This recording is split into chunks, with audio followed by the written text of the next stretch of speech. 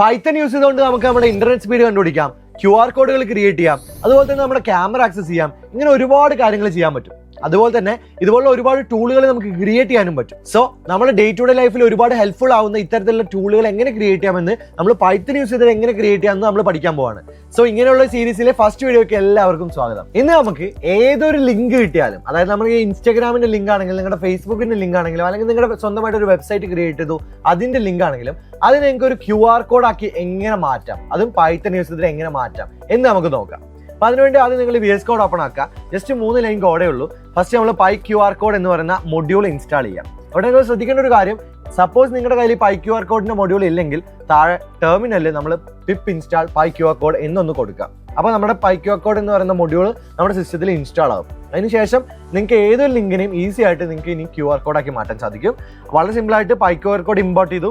അതുപോലെ തന്നെ URL നിങ്ങൾക്ക് ചേഞ്ച് ചെയ്യേണ്ട URLനെ നമ്മൾ ഇവിടെ നിങ്ങളുടെ URL കൊടുക്കുക.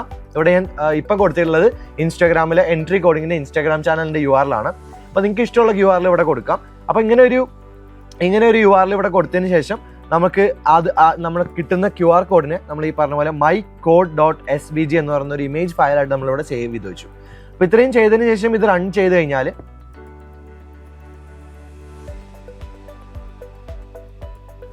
ഞാനിത് റൺ ചെയ്ത സമയത്ത് നമുക്ക് ഇവിടെ ഒരു QR കോഡ് mycode.svg എന്ന് പറയുന്ന ഇമേജ് സേവ് ആയി കിടക്കുന്ന കാണാം.